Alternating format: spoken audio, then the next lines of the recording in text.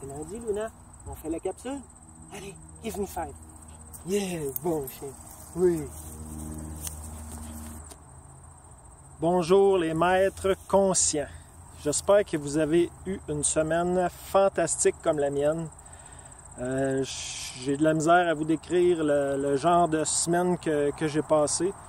Tous les commentaires que j'ai eus, toutes les questions, tout l'engouement que la page a connu.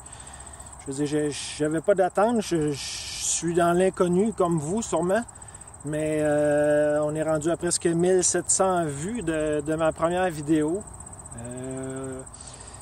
Plus de 90 abonnés déjà à ma page, plus je me rappelle pas comment de partage, mais beaucoup plus que dans toutes mes attentes. Fait que merci du fond du cœur. Je peux pas toutes vous nommer parce que il y en a trop, mais Suzanne, Cathy, Véronique, c'était tous des commentaires extraordinaires qui m'ont touché profondément. Je suis désolé que je ne peux pas toutes vous nommer, mais comme je vous dis, c'est vous qui allez nourrir cette page-là par vos questions qui vont faire des sujets de capsules. Amener vos problématiques à vous par rapport aux chiens par rapport à vous. C'est comme ça qu'on va nourrir et qu'on va faire du contenu pour notre page. Fait que, comme je vous ai promis pour cette semaine, j'ai bien écrit « Je détruis un mythe ». Détruit, ouais. Dans les commentaires que j'ai eus, puis ce que j'ai entendu personnellement au courant de mes années de maître de chien, il y a un mythe qui se nourrit de culpabilité et de peur du jugement. Pas du chien naturellement, mais du maître. C'est le mythe de la relation fusionnelle avec son chien. Une mouche. Ouais. Je suis dans mon bureau. Hein. Ouais, la relation fusionnelle, ça me trouble toujours un petit peu d'entendre ça. Puis j'ai fait le commentaire dernièrement à une amie. Je veux dire, moi, j'ai pas 50 amis, mais j'ai un grand ami depuis toujours. Un confident, un vrai ami. Là. Je suis pas une connaissance, un vrai ami. Puis ça m'est jamais passé par la tête un matin de l'appeler et de dire hey le gros, ouais, je pense que on est rendu trop proche, puis ça marche pas notre affaire. Il va falloir que je prenne mes distances un peu. Ouais, ça commence à jaser autour, là. On a trop de fun, puis on est trop connectés. Ça a l'air que c'est malsain. Ça m'est jamais passé par la tête, puis moi, c'est ça que j'entends. Quand j'entends des gens dire qu'ils ont une relation ou que les autres disent d'eux qu'ils ont une relation trop fusionnelle. Je dis pas présentement qu'il n'y a pas des relations malsaines. C'est pas ça. Mais pour moi, une relation fusionnelle, c'est une relation où tu as une connexion avec ton animal, où c'est ton confident, ou peu importe où tu es rendu, toi, dans ta vie, dans ton cheminement, dans ce que tu vis présentement, dans bien des cas où on se ramasse dans le fond du baril, où ça va pas très bien, ben qu'il n'y a plus trop de personnes autour, ou qu'on n'ose pas trop leur parler de ce qui se passe, ben c'est souvent notre confident, puis la seule personne avec qui on connecte, ben c'est notre pitou. Il y en a que c'est leur chat, mais c'est notre animal de compagnie. Fait que pourquoi ça serait malsain? C'est ça qui me trouble un petit peu. Quand je dis que oui, il existe des relations malsaines, ça va dépendre de que tu fais, mais nourris-le pas par ta culpabilité de doigt dire « Ah ben là, je trouve que là, je suis trop gaga avec mon chien, ou je suis trop permissif, ou je fais pas assez ci, je fais pas assez ça. » Il y a une pyramide de l'équilibre qui existe.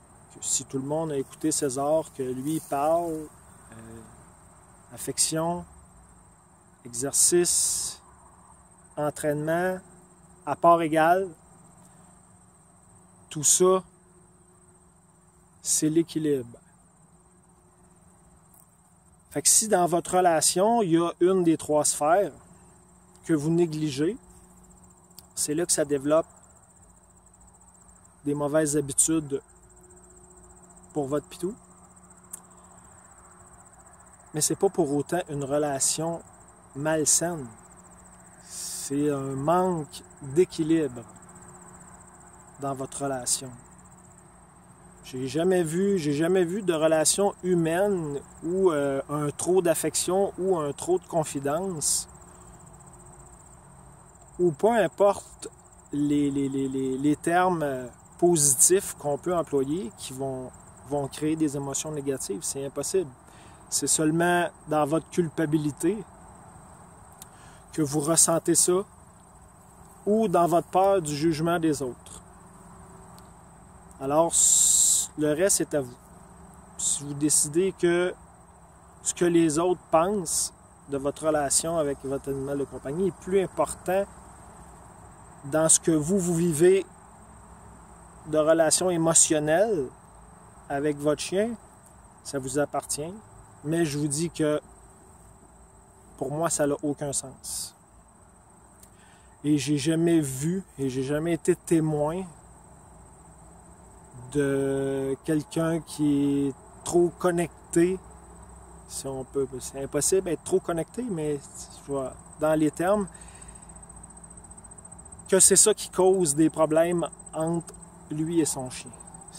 La problématique, elle vient d'ailleurs, elle vient du déséquilibre de la pyramide, ou des traumas, ou des programmations que le chien peut avoir eu si vous l'avez adopté et que vous ne l'avez pas eu bébé. Ça fera partie d'une autre capsule. Les traumas et les programmations avant que vous l'ayez eu.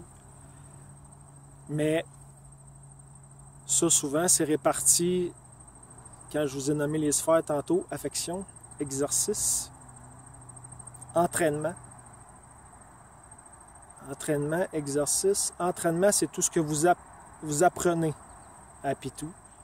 Pour les visuels, je vous ai fait un tableau. Fait qu'en dessous de la vidéo, je vais vous mettre la photo du tableau avec les notes, les descriptions. Mais tout ce que vous apprenez au Pitou, comme je disais. Pourquoi les traumas et les programmations ne sont pas dispersées dans les autres? Parce qu'il n'y a pas une race, il n'y a pas un chien qui est pareil. Il y en a que ça va se guérir par l'affection. Ils n'auront pas besoin d'entraînement du tout. Puis on s'entend que pour les races, ça change aussi. Mais en général, fait que chaque chien, si vous avez de l'observation un peu de la manière qu'il réagit soit à l'affection, soit à l'exercice, ou soit à l'entraînement, vous allez pouvoir détecter quand même assez facilement dans quelle sphère vous allez mettre ce pourcentage-là de plus de temps pour lui, pour qu'il soit capable de guérir de ses traumas ou de ses anciennes programmations qui sont probablement négatives dans votre cas si vous avez des problèmes. Fait que je vous remercie encore du fond du cœur pour cette semaine incroyable et j'espère que ça vous a donné un coup de pouce. Il n'y a pas de relation fusionnelle avec un pitou. C'est impossible. Oubliez ça. Fait que je vous aime. Je vous dis, laissez-moi vos commentaires. Posez-moi vos questions. C'est ce qui va nourrir. Puis, je vais toujours y aller avec la majorité pour les prochaines capsules sur les sujets que vous voulez que j'apporte. Fait que j'attends, comme je vous dis, des réponses en début de semaine pour un partenariat, pour vous faire des vidéos avec les pitous.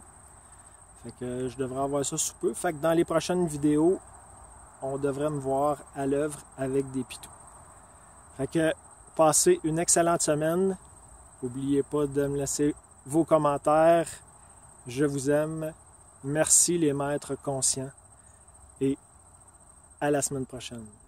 Bye bye.